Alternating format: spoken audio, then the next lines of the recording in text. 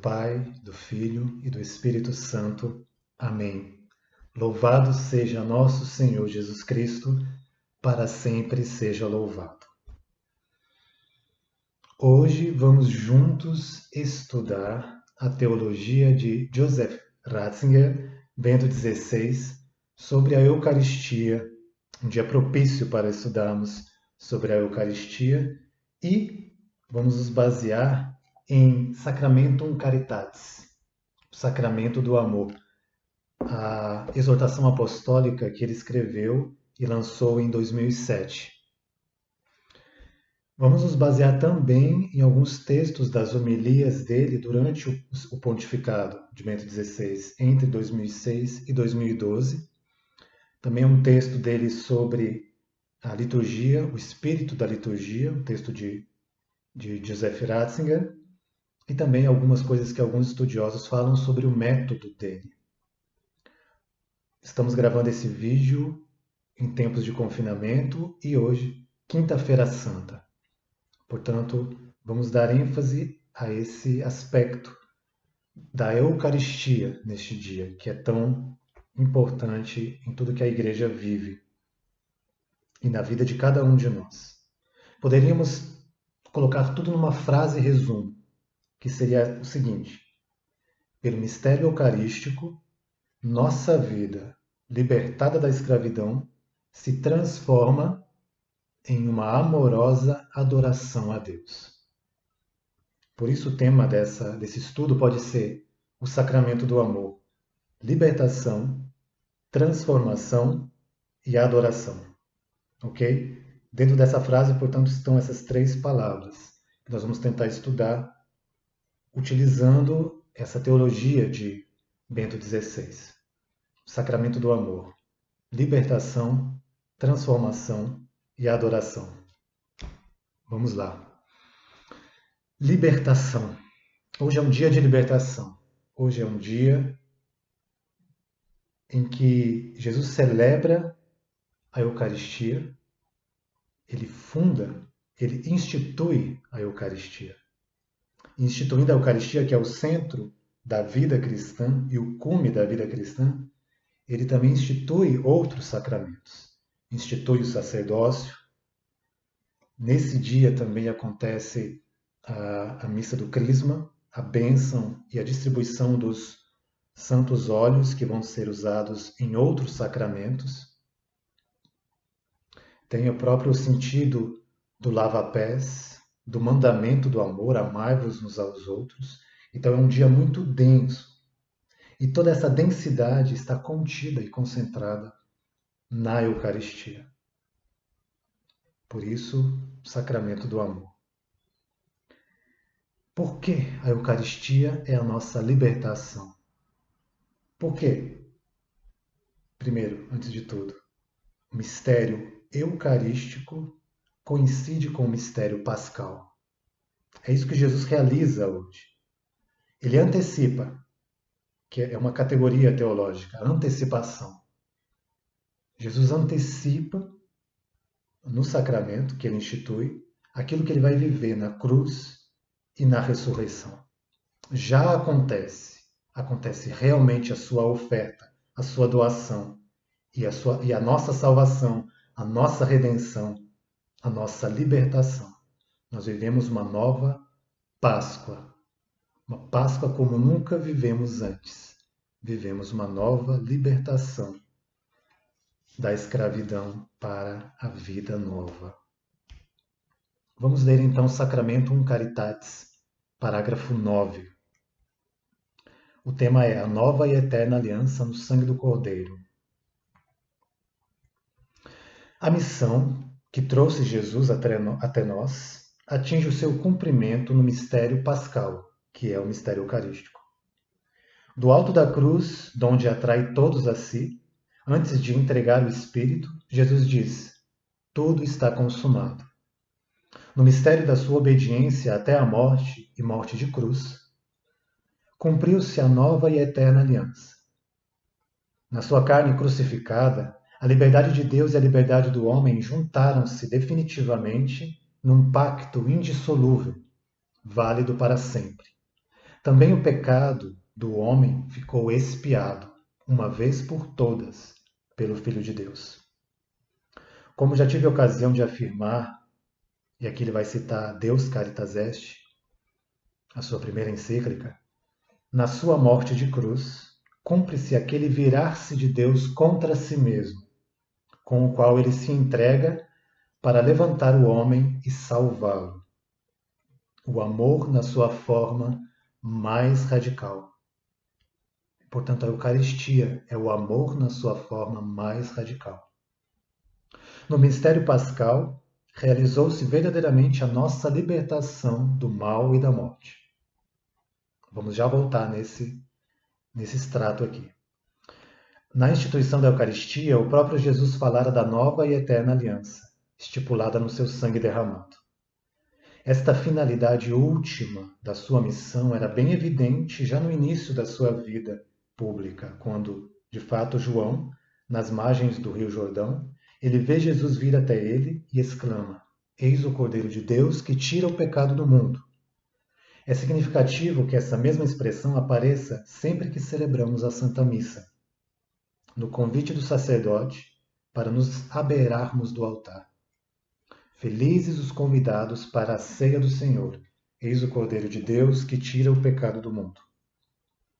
Jesus é o verdadeiro Cordeiro Pascal, que se ofereceu espontaneamente a si mesmo em sacrifício por nós, realizando assim a nova e eterna aliança. A Eucaristia contém nela essa novidade radical, que nos é oferecida em cada celebração. Vamos então voltar naquele extrato, que resume o que queremos dizer aqui em relação à libertação. No mistério pascal, realizou-se verdadeiramente a nossa libertação do mal e da morte. Já vimos que, então, mistério pascal e mistério eucarístico coincidem. Particularmente hoje eles coincidem. Ela é densa, por isso a Quinta-feira Santa é tão densa. Tem a instituição da Eucaristia, a instituição do sacerdócio, a bênção dos olhos, o significado do lava-pés, o mandamento do amor. Como é então que nós vamos aqui ver que no mistério eucarístico realiza-se verdadeiramente a nossa libertação do mal e da morte? Vamos tentar mergulhar no método de Bento XVI, que é contar a história. É contar a história aonde estão as nossas raízes. Onde está a raiz da história da última ceia e da história da Páscoa de Cristo? Ela tem raízes na realidade judaica, na realidade hebraica, embora se distingua e ultrapasse muito.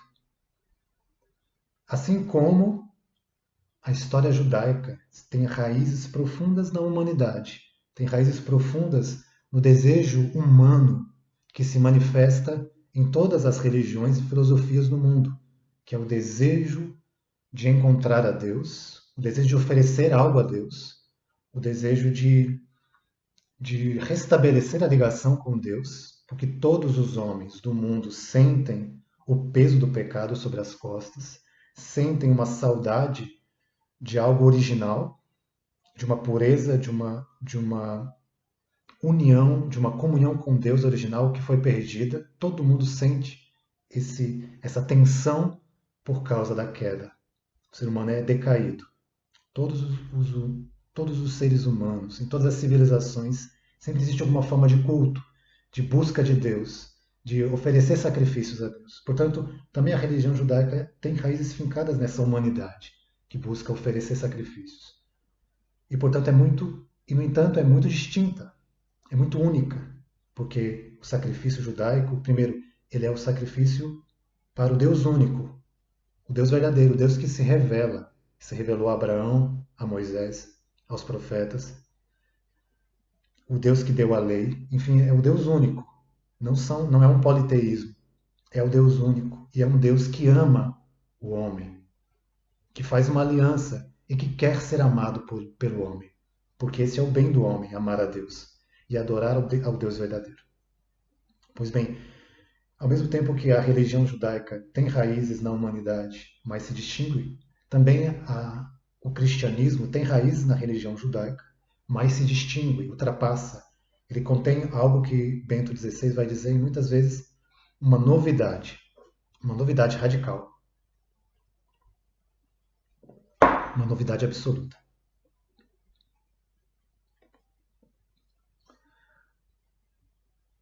Então, Páscoa, vamos contar a história. Páscoa, o que é a Páscoa? É o Pessar, é a libertação, é a passagem.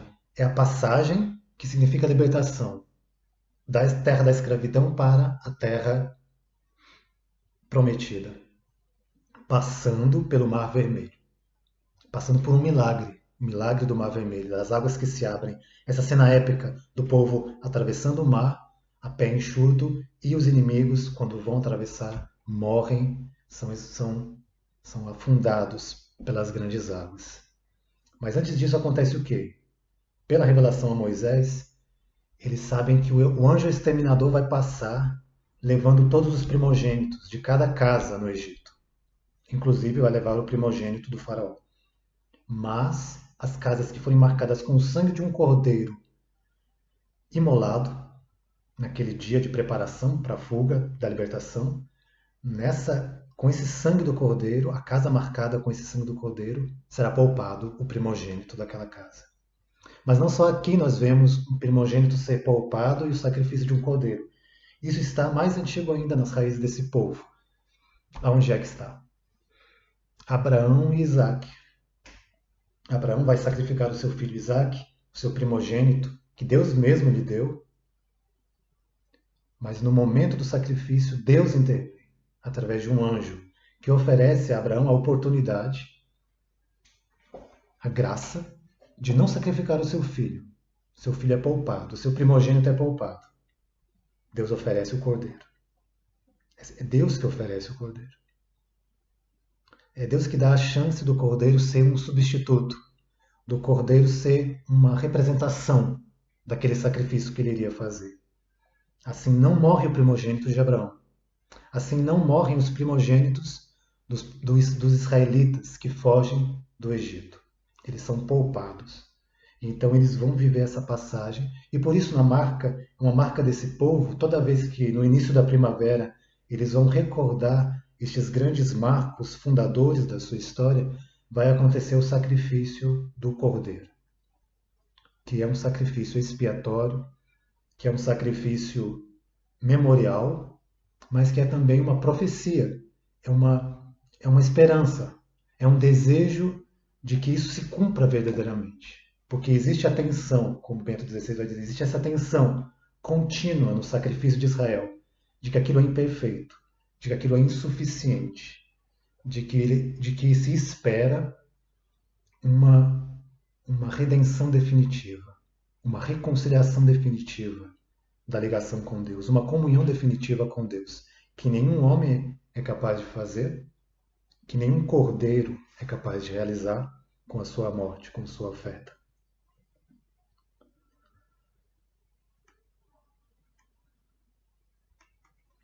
Então, qual é o método que é revelado por exemplo, Jeremy Driscoll, um beneditino que estuda Ratzinger, sobretudo a parte litúrgica de Ratzinger? Como nós vimos, ele que descreve isso, a teologia de Ratzinger, é olhar para a humanidade, para os anseios do coração de cada homem e ver que ali está fincadas as raízes do judaísmo, e as raízes do cristianismo que estão fincadas no judaísmo também entram profundamente até as raízes para responder aos anseios de cada homem. Cada homem que deseja a libertação encontra em Cristo a realização plena e perfeita, definitiva dessa libertação.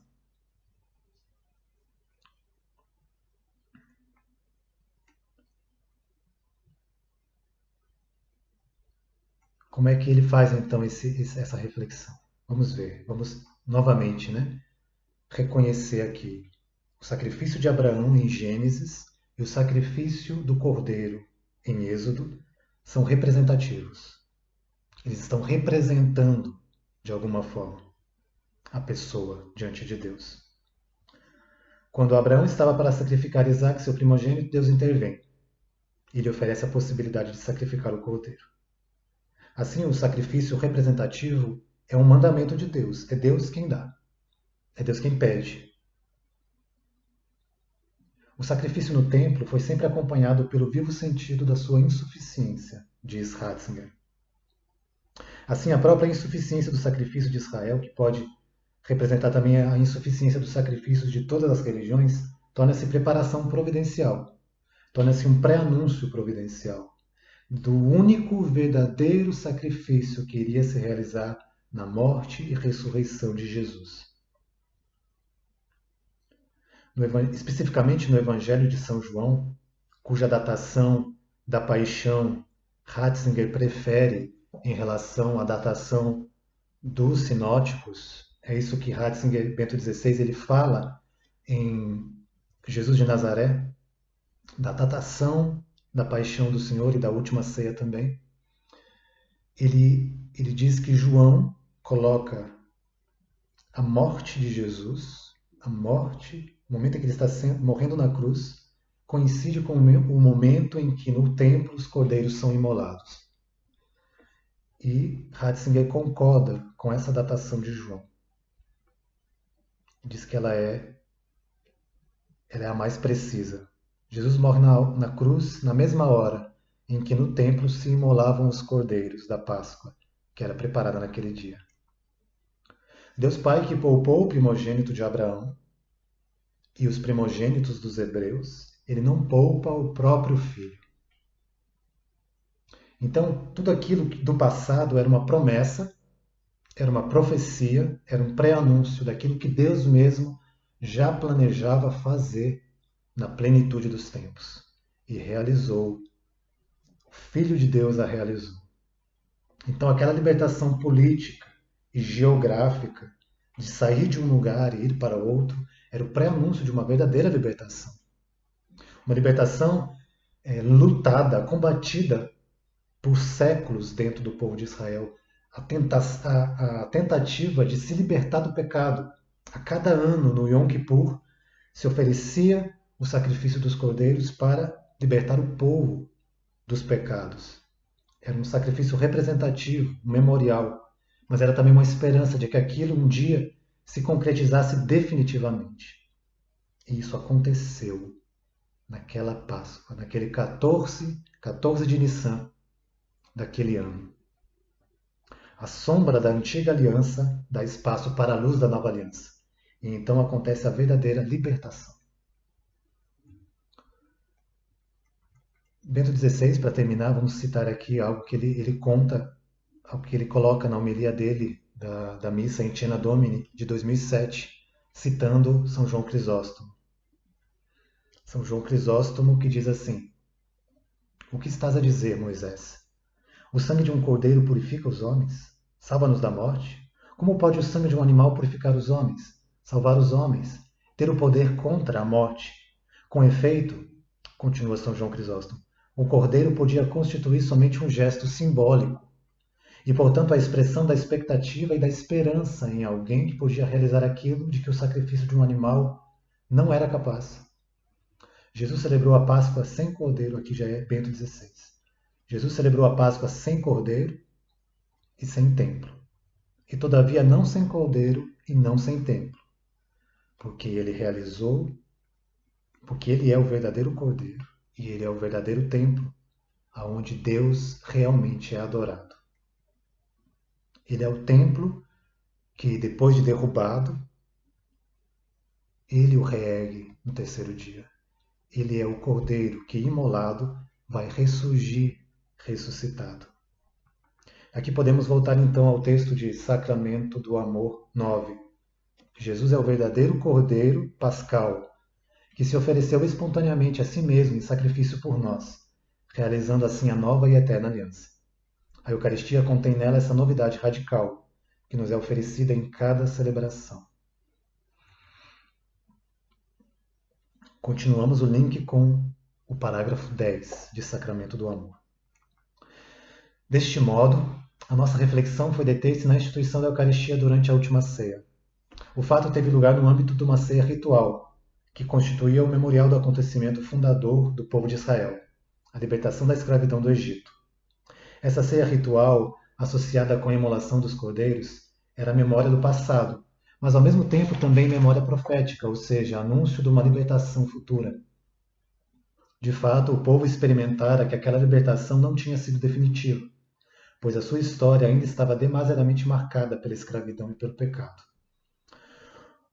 O memorial da antiga libertação abria-se assim à súplica e ao anseio por uma salvação mais profunda, radical, universal e definitiva. Profunda, radical, universal e definitiva.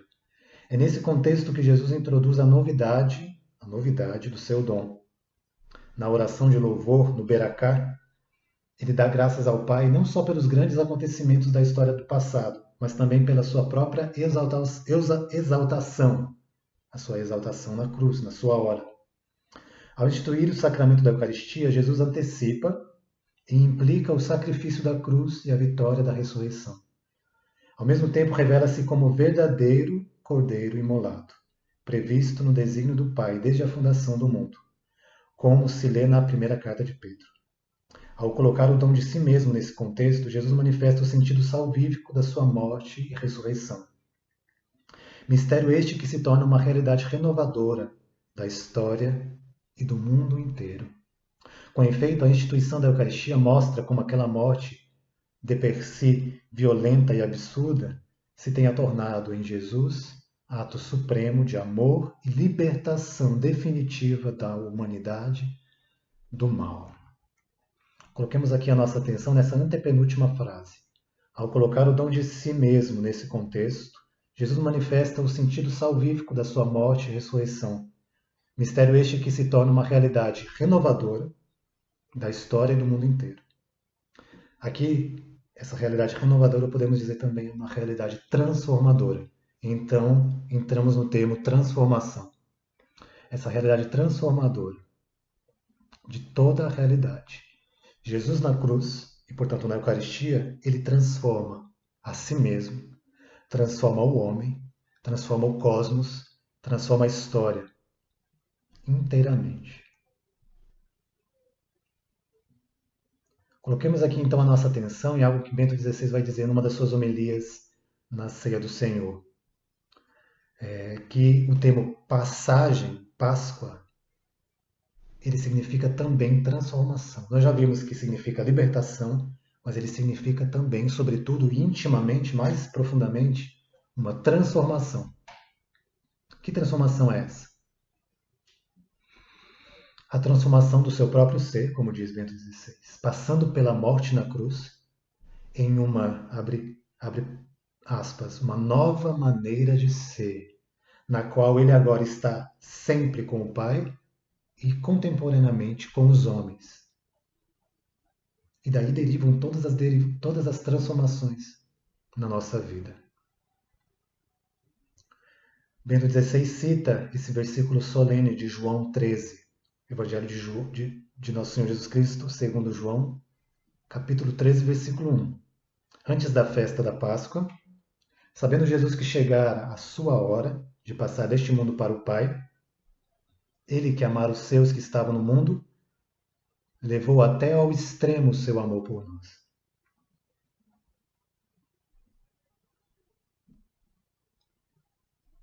Chegou a hora de Jesus, para a qual a sua obra estava orientada desde o início. O que constitui o conteúdo desta hora, João descreve com duas palavras. Passagem, Jesus vai passar deste mundo para o Pai. Metábasis e HP, amor. Essas duas palavras se implicam reciprocamente. Ambas descrevem a Páscoa de Jesus.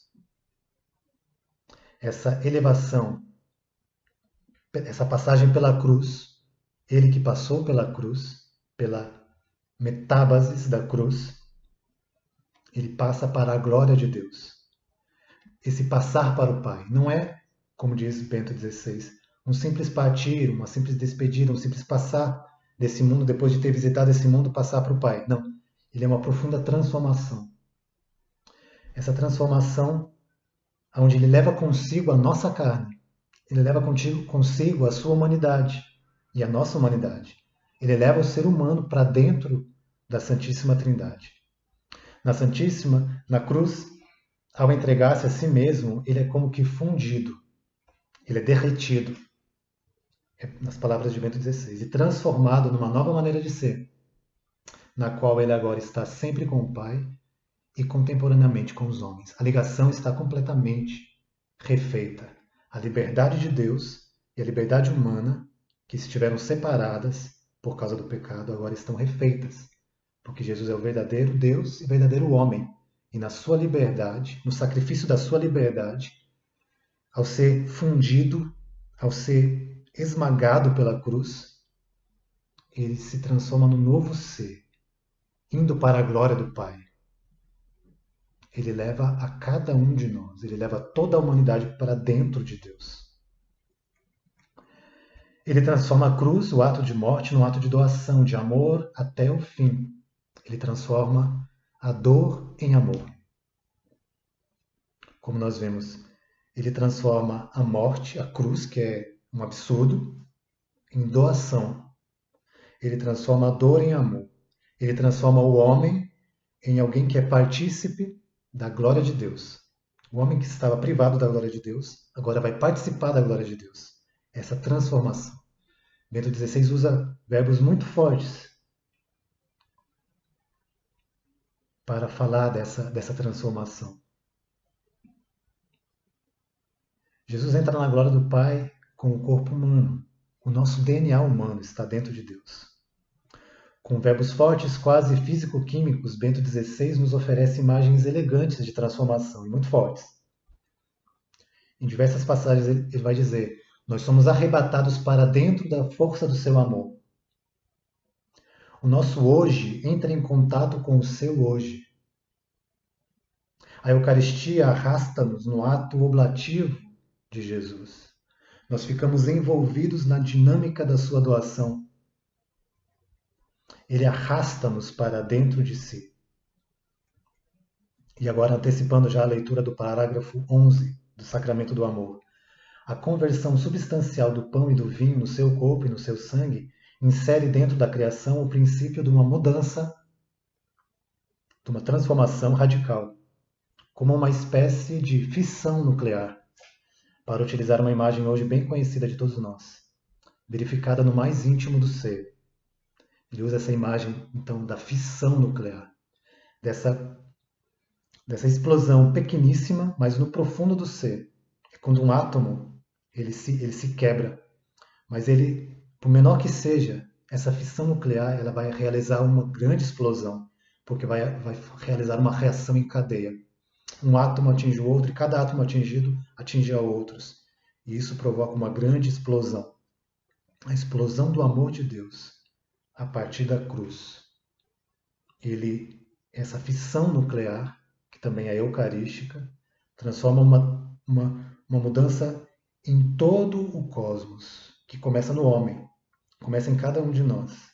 Porque quando nós comungamos, recebemos a Eucaristia, recebemos fogo, nós recebemos uma explosão do amor de Deus, e que pode nos transformar completamente, que pode transformar a nossa humanidade, e que nos transformando, transforma o mundo, transforma a sociedade, transforma as relações, transforma a história, transforma o cosmos inteiro, até que tudo seja um em Deus, até que Deus seja tudo em todos.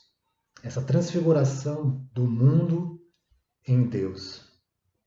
Essa transformação é a transubstanciação da Eucaristia, ela é a cruz, mas ela é também o banho novo e a purificação que nós vemos na lavagem dos pés.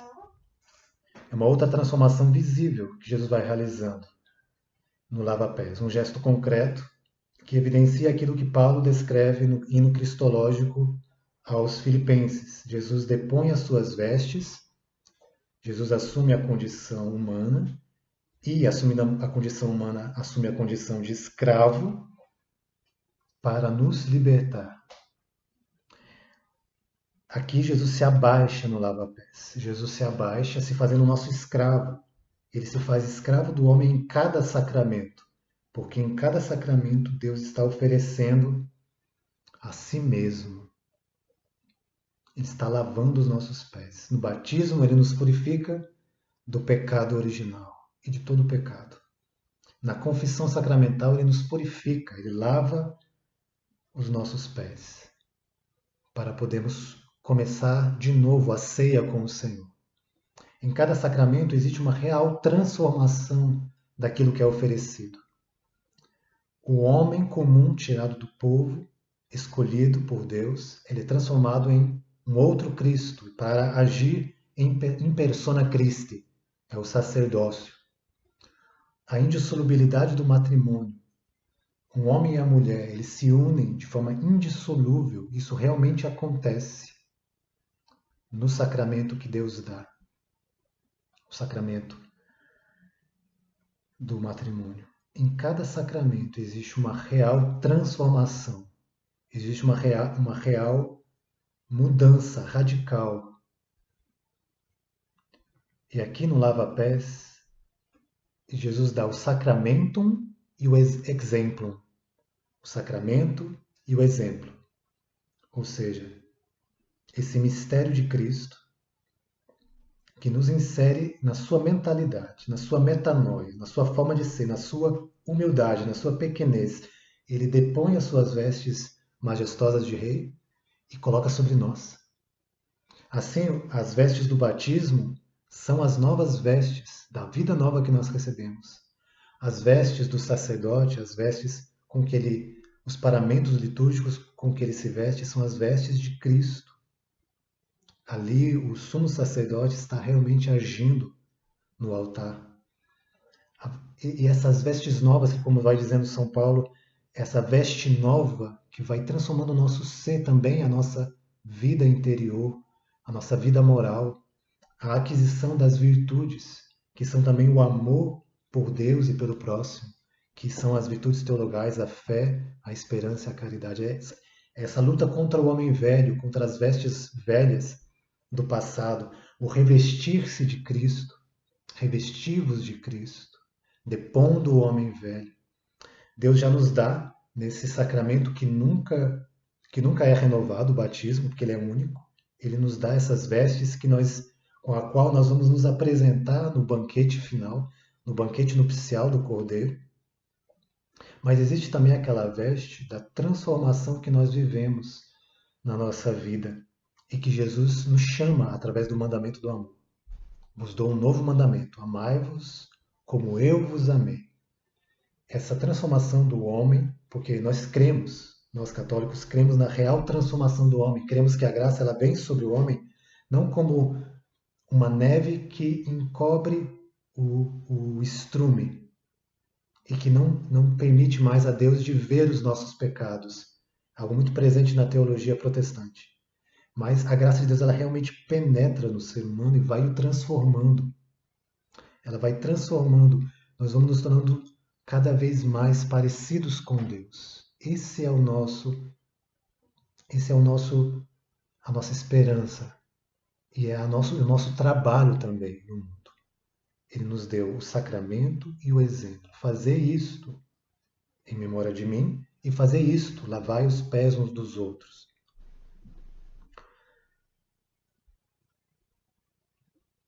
Então a ceia eucarística é o lugar dessa transformação, dessa transubstanciação.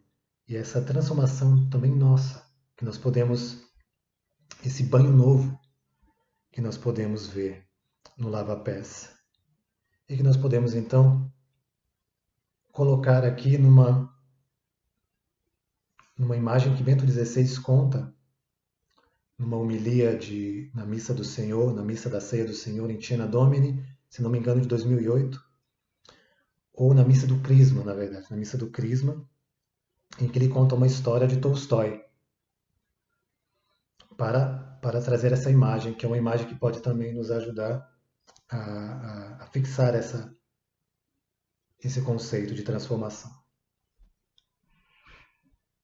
Tolstói conta essa história do rei que queria conhecer a Deus, queria que alguém mostrasse o rosto de Deus para ele. Esse rei chamou todos os sábios, os sacerdotes, chamou todos os conhecedores do seu reino para procurar quem poderia mostrar a ele Deus.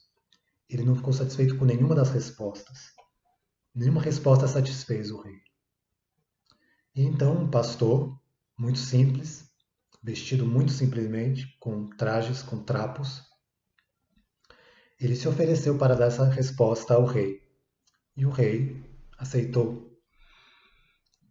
Mas esse pastor disse ao rei: os teus olhos não são suficientes para ver a Deus, mas eu posso te dizer o que é que Deus faz. E o rei disse, curioso, sim, eu quero saber o que é que Deus faz, como é que Deus age. E o pastor disse, vamos trocar as nossas vestes. Eu uso as suas vestes de rei e você usa as minhas vestes. O rei ficou curioso e fez isso para ver o que é que iria acontecer. E quando ele viu a si mesmo vestido de trapos e aquele pastor vestido com suas roupas majestosas, o pastor disse, isso é o que Deus faz. E Bento XVI ele usa essa imagem exatamente para dizer, é isso que Deus faz. É isso que São Paulo conta que Deus faz. Ele se veste de humanidade, mas não com vestes passageiras. Ele realmente não é uma imagem. Jesus ele não é parecido com o homem, ele é realmente homem. Ele entrou na nossa pele, no nosso DNA. Ele recebeu a nossa humanidade. Ele se vestiu da nossa fraqueza, da nossa pequenez. E sendo homem, ele desceu mais embaixo ainda através do sacrifício na cruz. E ali ele fez essa transformação. Ali ele mudou tudo. Ele reverteu a história e deu à história o seu real significado. E deu ao cosmos o seu real significado. O real significado de uma libertação.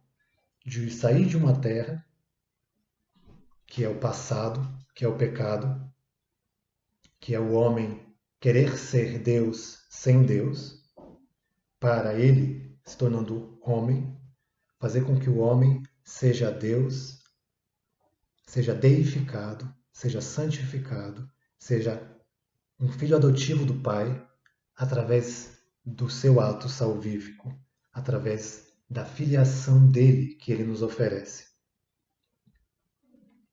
Então aqui nós passamos para a terceira palavra que nós queremos buscar aprofundar, que é a adoração.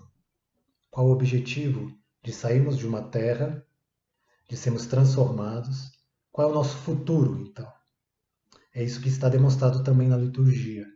É isso que está demonstrado também naquilo que vivemos em cada Eucaristia. A adoração. A adoração é o motivo pelo qual nós somos feitos. É o ômega da nossa existência. Na eternidade, nós adoraremos a Deus eternamente. E isso começa aqui nesse mundo, através da liturgia. Como o Bento XVI vai dizer, e é revelado isso através dos seus estudiosos, ele vê que o próprio espaço aonde se dá a aliança, ele é um espaço querido por Deus. Existe essa saída do homem de Deus, existe esse retorno do homem para Deus. Todo mundo percebe isso, até os filósofos percebem isso. Mas os filósofos não cristãos não conhecem a novidade do cristianismo. Nós podemos ver isso na heresia gnóstica, por exemplo, que acredita que o homem saiu de Deus porque ele caiu do ser, ele caiu do ser espiritual, ele caiu na matéria, ele caiu nesse mundo material que é decaído, que é corrompido, que não foi feito por um Deus bom.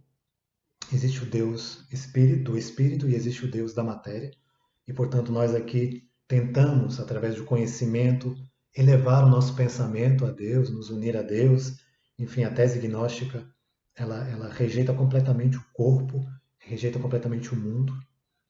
E Bento XVI vai dizer, não, essa saída de Deus, esse exitus, essa saída de Deus é algo bom, positivo, é aquilo que está em Gênesis.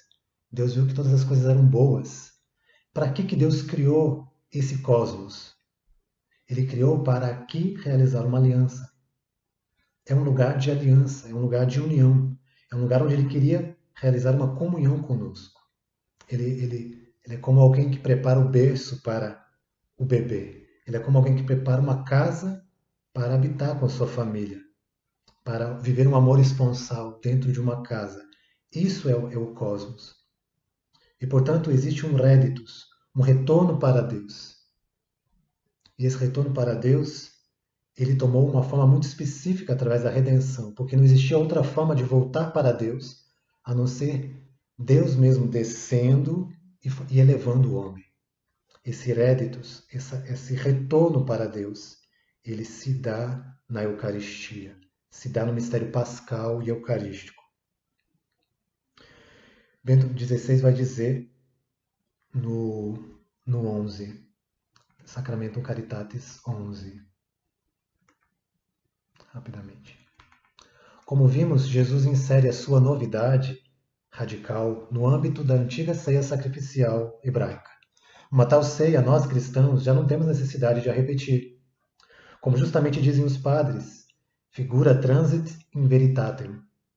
Aquilo que anunciava as realidades futuras cedeu agora lugar à própria verdade. O antigo rito consumou-se e ficou definitivamente superado mediante o dom do amor do Filho de Deus encarnado. O alimento da verdade, Cristo imolado por nós, pôs termo às figuras. Com a sua ordem, fazei isto em memória de mim, ele pede-nos para corresponder ao seu dom e representá-lo sacramentalmente. Com tais palavras, o Senhor manifesta, por assim dizer, a esperança de que a Igreja, nascida do seu sacrifício, acolha este dom desenvolvendo, sob a guia do Espírito Santo, a forma litúrgica do sacramento. De fato, o memorial do seu dom perfeito não consiste na simples repetição da última ceia, mas propriamente na Eucaristia, ou seja, na novidade radical do culto cristão. Assim, Jesus deixou-nos a missão de entrar na sua hora. A Eucaristia arrasta-nos no ato oblativo de Jesus. Não é só de modo estático que recebemos o Logos encarnado, mas ficamos envolvidos na dinâmica da sua doação. Ele arrasta-nos para dentro de si. A conversão substancial do pão e do vinho no seu corpo e no seu sangue insere dentro da criação o princípio dessa mudança radical, como uma espécie de fissão nuclear, verificada no mais íntimo do ser. Uma mudança destinada a suscitar um processo de transformação da realidade, cujo termo último é a transfiguração do mundo inteiro, até chegar àquela condição em que Deus seja tudo em todos. Termina a citação. Enfim, a novidade do culto cristão nos insere nessa adoração. Nos insere nessa transfiguração do mundo inteiro para Deus. Ou seja, transformar tudo em louvor, tudo em ação de graças, tudo em beracá, tudo em Eucaristia, transformar tudo em uma oferta a Deus, em comunhão com Deus, em adoração. Assim começa a nossa vida, é o sentido da nossa vida nessa terra. É o motivo para o qual Ele criou, Ele nos colocou neste mundo, para aqui realizar uma aliança de amor, um amor esponsal, que se realiza plenamente através do sacramento. Portanto, toda a história e todo o cosmos encontra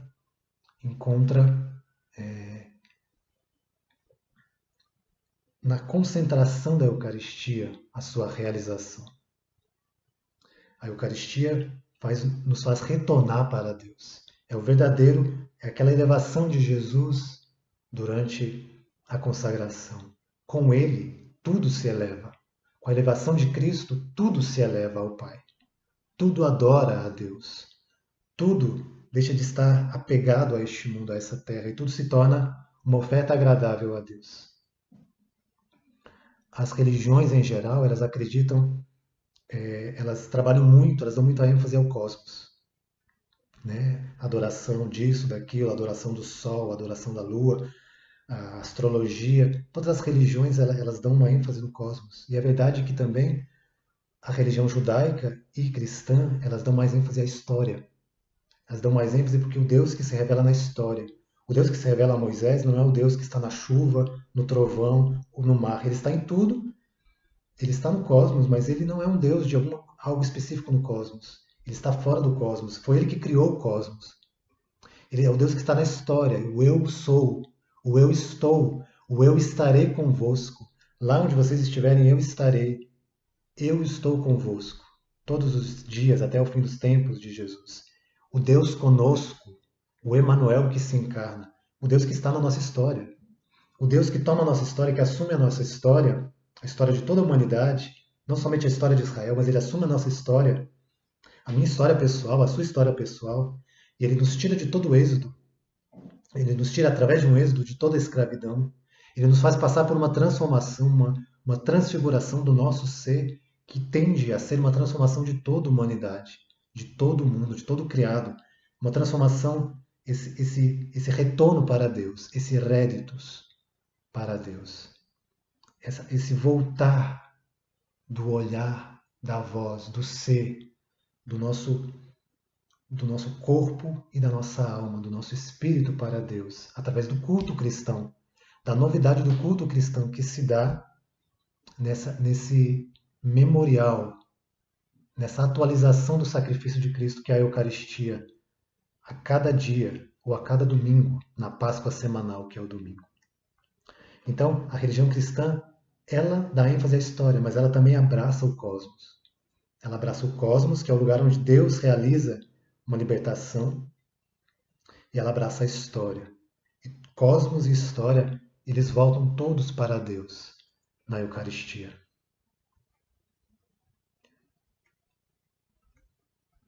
E Jesus, na oração no horto, ele revela bem, revela aos discípulos que estão ali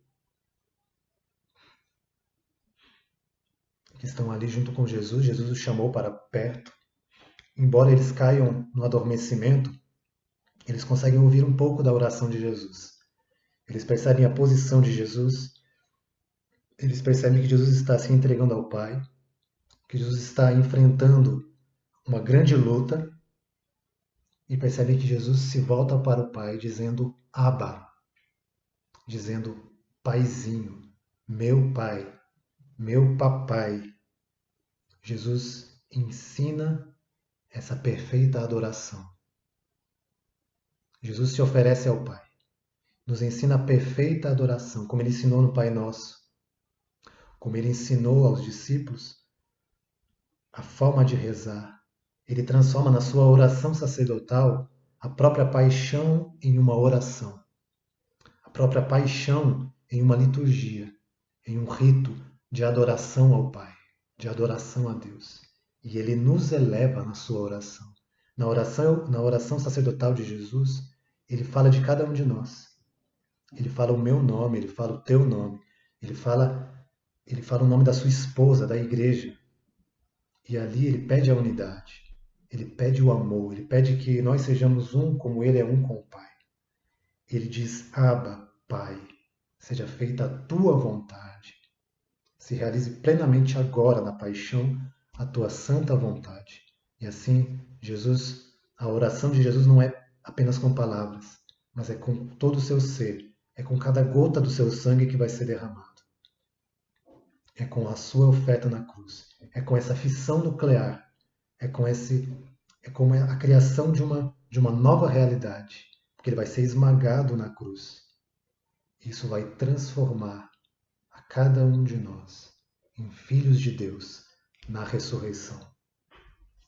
Nós cremos nisso, nós louvamos a Deus por isso, nós agradecemos a Deus por isso, porque a Eucaristia é ação de graças, é agradecer.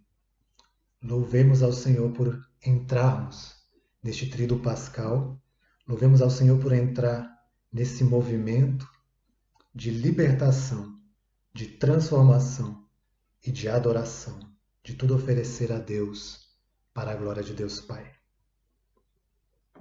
Deus nos abençoe. Shalom.